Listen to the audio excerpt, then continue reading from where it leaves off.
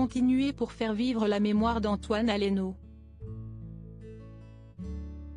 2 semaines après la tragique disparition du jeune chef cuisinier, ses proches lui ont rendu un hommage particulièrement symbolique. Ce mardi 24 mai, les cuisines du restaurant qu'il avait ouvert avec son père, Yannick Aleno, ont rouvert. Tous les salariés de Burger père et fils ont donc repris le chemin des fourneaux pour honorer la mémoire du jeune homme de 24 ans, fauché par un chauffard en plein Paris. Regarde Antoine, nous avons réouvert pour toi, pour accomplir et suivre ce projet que tu aimais tant, ta maison est réouverte depuis ce midi.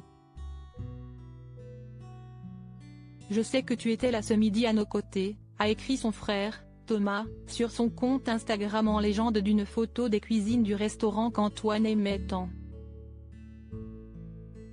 Son père, le chef triplement étoilé Yannick Aleno, a aussi eu une magnifique pensée pour son fils. Antoine, nous sommes tous là. Nous allons continuer à faire vivre ton œuvre. Nous t'aimons, tu nous manques ici-bas. Avec ta force mon petit ange, a écrit le cuisinier en légende d'une photo de ses employés en train de former des cœurs avec leurs mains. Aux obsèques d'Antoine Aleno, Yannick Aleno s'est dit inconsolable, enragé, comme le rapportait Paris Match.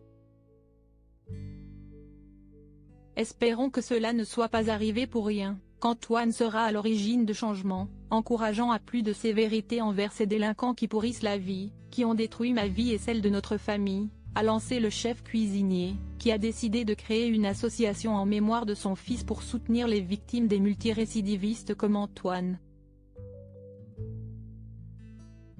Yannick Aleno, cette horreur doit être à l'origine d'un changement, cette horreur doit être à l'origine d'un changement, du retour de la sévérité contre la délinquance qui sévit. Si est un jeune homme de 24 ans qui a été fauché, un Français qui avait des ambitions patriotiques, confiait Yannick Aleno aux obsèques de son fils. Le responsable de la mort du jeune homme était en effet connu des services de police pour plusieurs infractions, notamment des délits routiers mais aussi une affaire de violence. Le Parisien révélait qu'il était également l'objet d'une fiche de recherche pour une peine de prison qu'il n'avait pas purgée. Le 11 mai dernier, le chauffard qui a tué Antoine Aleno a été mis en examen notamment pour homicide et blessures involontaires et placé en détention provisoire. Il risque une lourde peine de prison.